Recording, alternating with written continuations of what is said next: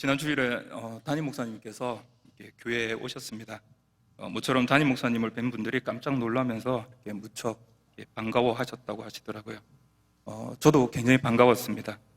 저 역시도 오랜만에 뵀던 것 같아요. 장로님 한 분이 두 분은 서로 자주 만나는 거 아닙니까? 그러시더라고요. 제가 별로 안 친해서 피해 다니고 있습니다. 그렇게 말씀을 드렸더니 막 웃으시더라고요. 말은 그렇게 했지만 굉장히 반가웠습니다. 오랜만에 이렇게 뵌 분들은 이렇게 목사님께서 편해지셔서 그런지 얼굴에 이제 살도 좀 붙으셨다고 하시고요. 또 건강해 보이셔서 참 감사하다 그러시더라고요. 있을 때는 모르지만 없으면 그 자리가 이게 정말 크게 느껴지지 않습니까? 주일 설교를 준비하는 것이 얼마나 힘든 일인지 경험하고 있습니다. 왜 예전에 그런 TV 프로그램이 있었잖아요. 체험 삶의 현장인가요? 우리 교회 부목사님들이 담임 목사 체험을 생생히 하고 있습니다. 한 주 설교를 준비하는 것도 이렇게 힘든데 1년 52주 내내 준비하는 것이 얼마나 힘드셨을까 그런 생각을 하게 돼요. 7년 만에 찾아온 이 안식년이 담임 목사님께 귀한 쉼의 시간, 은혜의 시간이 될 수 있도록 기도해 주시기 바랍니다. 그런데 평소 담임 목사님께서 이게 설교에 대해서 이야기를 하실 때 힘들어 하시는 것이 하나 있었던 것 같아요. 한 번씩 이제 사석에서 그런 고민을 이야기하셨는데요. 부목사들은 전혀 고민하지 않는 담임 목사만 하는 그런 고민인 것 같아요. 혹시 여러분 무엇인지 아십니까? 이거 영업 비밀인데 여기서 이야기해도 되는지 모르겠어요. 절기 설교를 하는 게 많이 힘들다고 하시더라고요. 매년 절기가 돌아오는데 또 해야 하는 게 쉽지가 않다라고 하세요. 했던 이야기를 또 하는 것, 그것도 신선하게 하는 것, 새로운 느낌이 들도록 하는 것, 뻔히 아는 이야기지만 전혀 몰랐던 말씀인 것처럼 은혜롭게 설교하는 것이 쉽지 않은 거죠. 그런데요, 저는 이번이 처음이거든요. 근데 왜 이렇게 힘들게 느껴질까요? 그건 아마도 예수 그리스도의 부활이 우리 그리스도인들에게는 너무나 당연한 것으로 생각하고 있기 때문이 아닐까 그런 생각이 듭니다. 다 아는 이야기라고 하는 전제가 여기 깔려 있는 거예요. 너무 당연한 이야기라는 거죠. 예수님의 부활이 없으면 우리 기독교는 존재할 수 없습니다. 이건 우리에게 너무나 당연한 거예요. 테니스나 탁구나 이렇게 어떤 운동을요, 어릴 적부터 해왔던 선수 출신 코치에게 배우면 잘 못 가르친다고 하더라고요. 이런 분들의 특징이 그게 안 돼요? 이상하다? 막 그런 눈빛으로 쳐다본다는 거죠. 너무나 자연스럽고 당연한 건데 그게 왜 안 되냐고 그렇게 묻는다고 하더라고요. 부모님의 사랑 또 늘 평상시에 느끼고 있기 때문에 너무나 자연스럽고 당연하기 때문에 전혀 생동감 없이 느껴질 수 있는 거죠. 네, 여러분, 오늘 본문의 말씀의 현장을 살았던 2000년 전의 사람들, 정확히 이야기하면 예수님의 제자들에게는 이 부활의 사건이 엄청난 충격 그 자체였을 겁니다. 십자가의 사건은 모든 것이 패배한 사건입니다. 모든 것이 끝나버린 사건, 모든 꿈이 물거품으로 사라져버린 사건인 거죠. 여러분이 기대하고 소망했던 것들, 그동안 정성스럽게 준비했던 것이 하루아침에 물거품이 되었을 때 느끼는 심정, 혹시 여러분은 그런 경험이 있으십니까? 이제 예루살렘 성으로 들어가면 예수님께서 왕이 되실 것이다. 예수님이 왕이 되실 때 나도 한 자리 하겠지. 3년간 열심히 따라다녔으니까 내 인생도 이제 달라질 거야 라고 하는 그 기대가 예수님의 십자가에서 완전히 물거품이 되어버린 겁니다. 문제는 더욱 심각합니다. 예수님의 제자였다는 것이 발각이라도 된다면 그것은 꿈을 이룬 정도가 아니라 자신들의 목숨도 담보하지 못하는 그런 일이 되고 마는 거예요. 제자들이 도망했던 이유, 자신들은 절대로 예수의 제자가 아니라고 부인할 수밖에 없었던 이유이기도 한 것이죠. 그런데 십자가에서 비참하게 죽으신 그 주님이 살아나셨다는 소식이 들립니다. 그리고 그분을 직접 만났습니다. 그 순간 모든 것이 바뀝니다. 이것은 있을 수 없는 일입니다. 그 있을 수 없는 일을 이들은 눈으로 목격을 했어요. 죽은 사람이, 그것도 사흘이나 지난 사람이 살아날 수 있다니, 그분은 십자가에서 온갖 고문으로 만신창이가 된 몸입니다. 마지막으로 완전히 죽었다는 것을 확인하기 위해서 군인이 창으로 그 옆구리를 찔러서 마지막 남아있던 피와 물까지 완전히 쏟아내야 했습니다. 그럼 그분이 지금 이들의 눈앞에 있을 때, 여러분, 이들의 심정은 어떠했을까요? 사실 문제가 간단하지가 않아요. 예수님의 부활을 눈으로 목격한 것은요, 그리고 예수님께서 다시 살아나셨다는 것은 이거 조금 복잡한 문제입니다. 지금까지 자신들이 가지고 있던 모든 사고 체계가 뒤바뀌는 거예요. 모든 상황이 역전이 되는 겁니다. 예수님의 십자가 사건은 하나님의 저주를 받아서 죽은 것으로 사람들은 이해했어요. 그랬구나. 맞아. 그거야. 예수가 귀신을 쫓아내고 안전뱅이를 일으켰지만 결국 나무에 매달려 죽었다는 것은 신명기 말씀에 기록된 바 나무에 달린 자는 하나님께 저주를 받았음이라는 그 말씀 그대로 하나님의 저주를 받은 거야 라고 모든 사람들은 생각을 했다는 거예요. 그런데요, 예수님이 부활하셨다는 것은 이 예수가 하나님의 저주를 받은 것이 아니라 오히려 그 반대였다는 것입니다. 충격입니다. 온 우주가 흔들리는 충격, 그들의 사고 체계 전체가 뒤바뀌는 충격인 것입니다. 유대인들의 사고 체계 안에서는 여러분, 메시아는 결코 죽을 수가 없습니다. 죽으면 그는 메시아가 아닌 겁니다. 여러분, 죽음은 진 것이잖아요. 죽으면 모든 것이 끝나는 거잖아요. 이것은 패배입니다. 그런데 메시아가 죽는다니요. 메시아는 죽어서도 죽을 수도 없다. 그러니 저 나무에 달린 예수가 틀렸다. 그는 거짓이었다가 되는 거예요. 그런데 나무에 달린 그 예수가 살아나신 겁니다. 이것은 하나님께서 예수가 옳다, 예수를 인정하셨다는 것을 의미하는 것입니다. 로마서 4장 25절은 이렇게 기록하고 있는데요, 예수는 우리가 범죄한 것 때문에 내 줌이 되고 또한 우리를 의롭다 하시기 위하여 살아나셨느니라. 그럼 이게 우리 한글 성경에는 예수님께서 살아나신 것으로 번역이 되어 있는데요, 원어의 의미는 예수님이 살아나신 것이 아니라 사실은 하나님께서 죽은 예수를 살리신 것으로 표현이 되어 있습니다. 죄송합니다. 원어는요, 능동태가 아니라 수동태라는 겁니다. 왜 이게 중요할까요? 예수님의 부활 사건의 의미는 바로 나무에 달려 죽은 이 예수를 하나님께서 옳다, 예수가 맞다라고 선언하신 사건이라는 겁니다. 사도행전 2장 32절의 표현이 아주 정확합니다. 앞에 있는 자막을 보면서 함께 읽겠습니다. 시작. 이 예수를 하나님이 살리신지라 우리가 다 이래 증인이로다. 누가 살리셨다고요? 네, 하나님이 살리신 것입니다. 하나님이 예수를 옳다고 하신 사건이 바로 예수님의 부활 사건이라는 거예요. 여러분, 제자들이 받았을 그 충격이 조금은 이해가 되십니까? 우리처럼요, 맞다, 오늘 부활절이지, 이게 아니었을 거예요. 그런데 이날의 예수님의 부활이 중요한 이유가 또 있습니다. 그것은 예수님의 부활 사건이 바로 이들을 완전히 다른 사람, 다른 인생을 살도록 바꾸어 놓았기 때문에 그렇습니다. 우리가 읽는 성경이 하나님의 말씀인 이유 중에 하나는 성경에 나오는 인물들 하나하나가 사실 큰 실수와 문제들을 가지고 있기 때문에 그래요. 세상 나라의 역사는 그렇지 않거든요. 세상의 역사는 승리자의 기록이기 때문에 문제 있는 것들을 다 빼버립니다. 유대인들이 존경하는 아브라함과 모세와 다윗 왕을 보더라도 성경은 그들의 연약한 인간이었음을 그대로 기록하고 있어요. 그런데 그 가운데 가장 앞거는요, 바로 예수님의 제자들입니다. 이들은 초대교회에 기둥같이 쓰임받았던 인물들입니다. 베드로만 하더라도 로마 카톨릭의 본산인 대성당의 이름 자체가 바로 베드로 대성당이지 않습니까?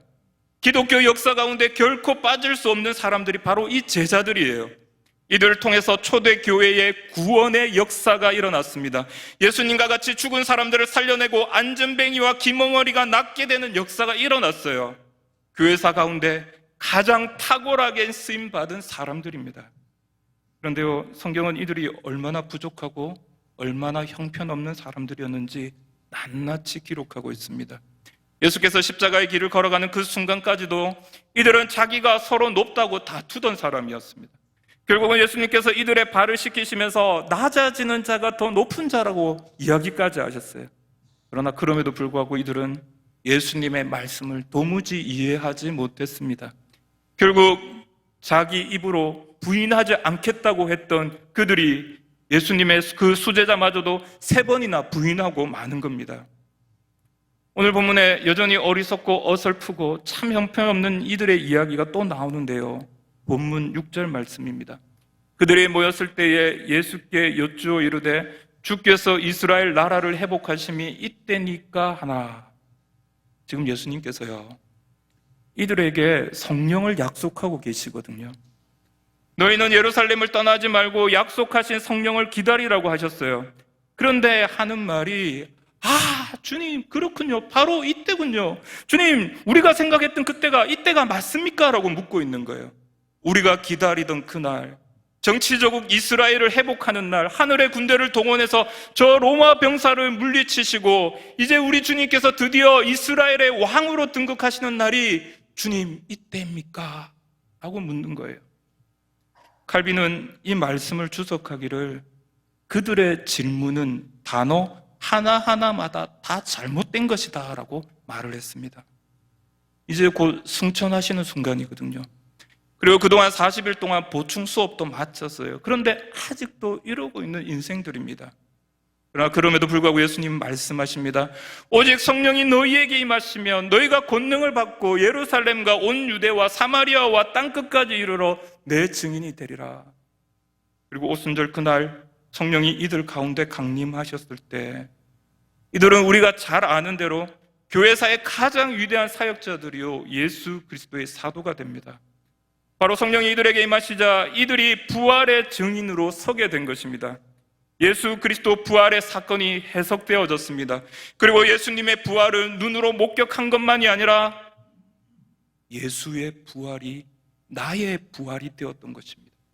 여러분, 이것이 중요한 이유는 불과 40일 전만 해도 이들은 죽는 것이 무서워해서 도망했던 자들이기 때문에 그렇습니다. 얼마나 죽음을 무서워했냐면요, 자신들을 향해서 아무것도 할 수 없는 그 요정들을 향하여서 나는 아니다, 절대도 아니라고 예수님을 부인했던 죽음의 두려움 앞에 바들바들 떨던 자들이었다는 거예요. 그런데요, 성령이 이들에게 임하시고 예수의 부활이 나의 부활이 되었을 때 이들은 하나같이 죽음을 두려워하지 않는 예수의 증인들이 되었습니다. 사도행전 4장에는 이들이 다시 대제사장과 성전의 권력자들 앞에 서게 되는데요, 다시는 예수의 이름으로 말하지 말라고 하며 가르치지도 못하게 합니다. 하지만 베드로와 요한이 담대히 외칩니다. 우리는 보고 들은 것을 말하지 아니할 수 없다. 이들은 예수 그리스도가 우리의 죄를 위하여서 십자가에 죽으셨고 사흘 만에 살아나셨으며 하늘에 올리우신 그대로 다시 오실 것이라는 복음을 증거하다가 예수님과 마찬가지로 십자가의 죽음을 기꺼이 받아들였다는 것입니다. 아니, 기쁘게 받아들였다는 것입니다. 예수님의 부활과 성령의 임재가 이들을 완전히 다른 사람으로 바꾸어 놓았다는 것입니다. 흔히들 많은 사람들이 우리가 알고 있는 이 사도행전을 성령 행전이라고 이야기합니다. 물론 맞는 말입니다. 오늘 본문에서만 성령이라는 단어가 3번이나 등장을 하거든요. 성령으로 명하시고 성령으로 세례를 받으리라. 오직 성령이 너희에게 임하시면, 사도행전의 역사는 성령의 역사가 아니면 불가능한 역사입니다. 성령이 주체가 되셔서 이들을 부활의 증인으로 이끄셨습니다. 하지만 우리는 이 성경을 사도행전으로 불리는 것을 즐거워합니다. 그 이유는 하나님의 나라를 이루는 하나님의 구원 사역에 있어서 예수님은 당신께서 택하신 그의 제자들, 그의 사도들, 그리고 그의 백성들을 통해서 일하시는 것을 이 사도행전이 보여주고 있기 때문에 그렇습니다. 예수의 부활 사건이 이들을 완전히 바꾸어 놓았습니다. 그런데 여러분, 중요한 것은요, 이들만이 아니라는 거예요. 바로 우리 역시도 마찬가지지 않습니까? 여러분, 여러분에게도 그런 경험이 있지 않습니까? 죽었던 내 영혼, 죽을 것 같았던 그 상황, 여러분, 그때 여러분이 만난 부활의 주님이 있지 않습니까? 부활이 우리에게도 중요한 이유는 예수의 부활이 우리를 다른 사람, 다른 인생으로 살아가게끔 만들어 놓았기 때문에 그렇습니다. 죽을 것 같았던 인생을, 모든 것을 포기하고 절망했던 인생을 새로운 생명으로, 새로운 소망을 가지며 살게 했던 이유, 바로 예수의 부활이 나의 부활이 되었기 때문이지 않습니까? 제 아내랑 제가 결혼을 하는데요, 1등 공신이 있거든요. 저보다 나이가 한 9살 많은 누님인데요, 얼마 전에 전화가 왔더라고요. 어떻게 지내시냐고 이렇게 물으니까 조금 아주 중요한 시간을 보내고 있는데 조금 힘든 시간을 보낸다고 하시더라고요. 이분의 성격을 제가 알거든요. 사람을 만나야 되는 분입니다. 사람을 만나서 예수님 이야기, 하나님 나라 이야기를 해야 사는 분이에요. 하지 않으면 안 되는, 제가 평소에 맨날 주책 바가지다 막 그러면요, 주책? 주님께서 책임지시는 인생이라서 그런 거 아니냐 막 그래요. 예수님이 좋아서, 예수님이 기뻐서 누구와도 예수님 이야기로 시간 가는 줄을 모르시는 분이에요. 근데 지금은 이제 연로하신 어머니를 위해서 중요한 시간을 보내고 계신다라고 하시더라고요. 그러면서 한 번씩은 좀 답답하기는 하다 그래요. 예수님 이야기 해야 되는데, 사람들 만나서 하나님 나라 이야기 해야 되는데 그러지 못했어라고 혼자 생각을 했어요. 근데 원래 이분이 그런 분이 아니었답니다. 참 조용하고 내성적이고 사람들 앞에 나서지 못하는 그런 성격인데요, 내가 예수님 만나서 내 일에 안 됐나 그러세요. 젊은 시절에 큰 아픔을 당하고 나서 큰 우울증으로 오랜 시간을 힘들게 보냈다고 하세요. 사람들을 만날 수 없고 혼자 방에 스스로를 가두고 지옥을 사셨다고 해요. 마음속에는 늘 자살, 죽음 이런 것을 생각했겠죠. 사랑하는 동생을 가만히 보고만 있을 수 없었던 언니가 그랬답니다. 야, 교회 가자. 너 교회 가면 살 수 있어. 근데 이분도 그 언니를 보면서요, 교회 가보고 싶다라는 그런 생각을 했대요. 언니가 교회를 다닌 지 얼마 되지 않았는데 그 언니가 달라지는 것이 눈에 보이더랍니다. 그리고 처음으로 가본 예배 현장에서 살아계신 예수님을 만났습니다. 살아계신 예수님께서, 부활의 주님께서 이 누나의 인생도 완전히 바꾸어 놓으신 겁니다. 이분이 하셨던 이야기, 자주 하셨던 이야기가 있어요. 예배를 드리고 교회 앞마당으로 나오는데요, 찬란한 햇살이 자기를 비추더래요. 자기만 비췄겠습니까? 다른 사람도 비췄겠죠. 근데 이분의 눈에는 뭐라고 형용할 수 없는, 한 번도 경험해보지 못한 그 새날의 아침의 햇살 같은 그 햇빛이 자기만 비추고 있는 것 같더래요. 그렇게 살아났습니다. 산 것만이 아니라 삶이 완전히 바뀌었습니다. 주책 바가지, 아무 데서나 아무하거나 예수님 이야기하는, 주님이 책임지시는 그런 인생이 되셨던 거예요. 사랑하는 성도 여러분, 우리의 지난날의 과거가 어떠한지는 하나도 중요하지 않습니다. 중요한 것은 지금 내가 부활의 주님을 만나느냐는 것입니다. 부활의 주님이 우리를 죽음에서 생명으로, 과거의 아픈 기억에서 새로운 삶으로 인도하실 줄 믿습니다. 예수의 부활이 우리 모두의 부활이 될 수 있기를 바랍니다. 근데 부활하신 주님이요, 계속 같이 있으면 좋겠는데 그 주님께서 하늘로 승천하셨습니다. 오늘 우리가 읽은 본문 9절인데요, 이 말씀을 마치시고 그들이 보는데 올리져 가시니 구름이 그를 가리워 보이지 않게 하더라. 맨 마지막 구절이 제자들이 맞이한 현실입니다. 보이지 않게 하더라. 더 이상 예수님이 계시지 않았습니다. 하늘로 올리우신 것입니다. 그리고 이것으로 끝. 이렇게 이야기가 마치면 여러분 해피엔딩 아닙니까? 그런데요, 이렇게 마치면 이것은 죽은 이야기가 됩니다. 과거의 이야기가 되는 거예요. 오늘을 살아가는 우리와는 아무런 상관없는 이야기가 되고 맙니다. 저는 개인적으로 사도행전이 중요한 이유가 여기에 있다고 생각을 합니다. 우리가 읽은 본문 1절과 2절은 이 성경 사도행전을 데오빌로에게 보낸다라고 그 수신자를 명확히 밝히고 있습니다. 이 인물에 대해서는 여러 가지 의견들이 다분합니다. 이 사람이 누구인지 명확히 알기는 어려워요. 그리고 중요하지도 않습니다. 중요한 것은 지금 데오빌로에게 이 사도행전을 쓰는 이유, 목적입니다. 사도행전 1절에는 누가가 기록한 또 하나의 성경, 사도행전보다 먼저 기록한 복음서를 이야기하고 있는데요, 우리가 잘 알고 있는 누가복음입니다. 이 복음서를 누가는 아주 간결한 필체로 요약을 합니다. 무릇 예수께서 행하시며 가르치시기를 시작하신부터 그가 택하신 사도들에게 성령으로 명하시고 승천하신 날까지의 일을 기록하였노라. 이게 바로 누가복음의 요약입니다. 하지만 누가는 누가복음으로는 끝낼 수 없었습니다. 이 일은 이것으로 끝나는 일이 아니라 지금도 계속되고 있는 일이기 때문에 그렇습니다. 역사적으로 교회와 많은 신학자들은 누가복음과 사도행전을 각각의 성경이 아닌 동일한 주제를 가진 한 권의 책으로 이해를 했습니다. 그래서 어떤 신학자는 이 사도행전에 대해서 그의 사도들을 통해서 그의 영에 의해 행하신 예수님의 계속되는 말씀들과 행동들이라는 부제를 달았어요. 무슨 말씀입니까?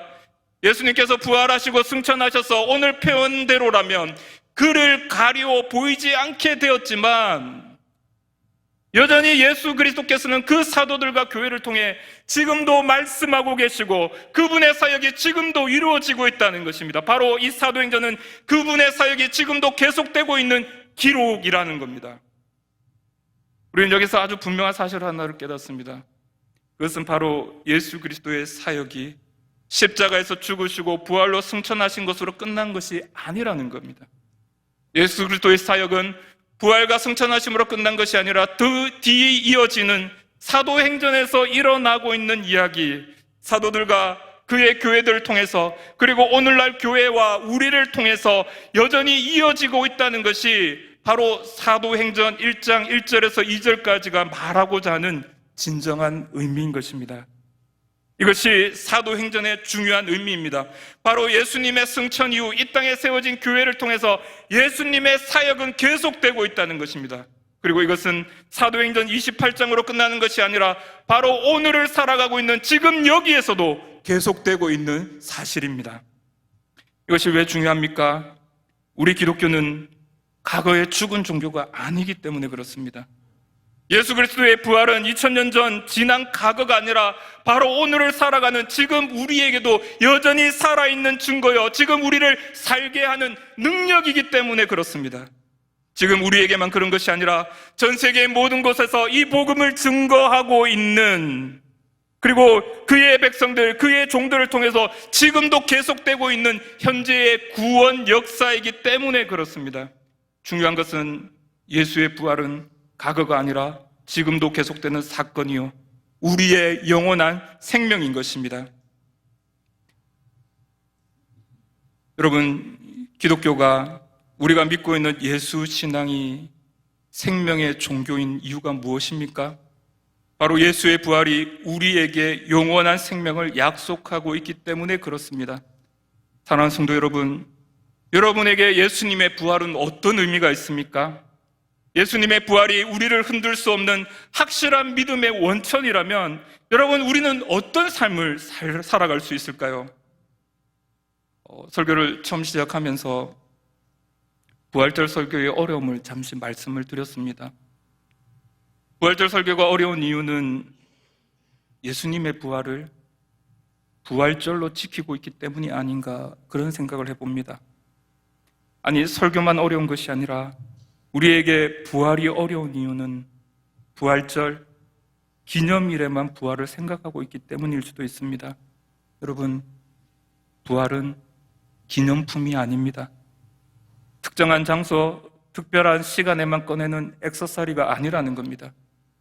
우리가 매일매일 경험하고 누리며 살아야 하는 삶입니다. 매일매일 부활의 삶을 살아갈 때 우리는 여러분 영혼을 내다보게 됩니다. 부활의 진정한 의미는 2000년 전에 일어난 그 사건이 지금 이 순간에도 우리와 함께 한다는 것입니다. 그리고 이 시간은 앞으로 다가오는 영원한 그 나라를 향하게 합니다. 얼마 전에 설교자에 관한 책을 읽었는데요, 그 책에서 설교자가 조심해야 할 것 중에 하나가 매너리즘이라고 하더라고요. 설교 사역을 하다 보면 이게 영적인 일, 영적인 사역이기 때문에 영적인 신비를 경험하게 됩니다. 영적인 일을 하고 있기 때문에 성령께서 이끄시는 신비한 경험을 하게 되더라고요. 근데 이것이 반복이 되면 그것을 당연하게 여기게 되고 점점 그 신비에 무감각해지게 된다고 해요. 처음에는 놀랍고 신비하고 소름이 돋는답니다. 그래서 하던 일도 멈추고 기도하게 되는데 점차 그 감격마저도 식어져 버리고 마는 것입니다. 아주 위험한 영적 질병에 놓이게 되는 거죠. 여러분, 설교 사역만 그런 것은 아니라고 생각합니다. 은혜가 반복되면 당연하게 여기게 되고 당연하게 여기면 그것이 무덤덤하게 받아들이게 됩니다. 그리고 그렇게 우리의 신앙은 죽어가게 됩니다. 사랑하는 성도 여러분, 부활은 결코 당연하지가 않습니다. 다시 회복되어야 할 자리입니다. 예수의 부활의 그 현장을 회복하지 않으면 우리가 하는 모든 일들도 모든 사역도 어떻게 보면 아무런 의미 없는 것이 되고 맙니다. 우리 교회 가정행복학교를 인도하시는 목사님께서 하셨던 이야기가 아주 오랫동안 기억에 남았습니다. 목사님은 상담과 치유 사역을 하면서요, 적어도 이틀에 한 번은 예수님의 십자가 앞에서 울지 않으면 자신은 이 사역을 계속할 수 없다라고 하시더라고요. 십자가 그 주님의 발 아래서 울어야 한다고. 그래야 부활의 주님을 만날 수 있습니다. 그 부활의 주님이 주시는 힘으로 사역할 수 있다는 것입니다. 사랑하는 성도 여러분, 예수님의 부활이 장식품이 되지 않기를 바랍니다. 부활의 주님을 매일 삶 속에서 누림으로 오늘을 살아가는 우리의 힘과 능력이요, 우리의 삶의 기쁨과 감격의 근원이 될 수 있기를 우리 주님의 이름으로 축복합니다. 아멘.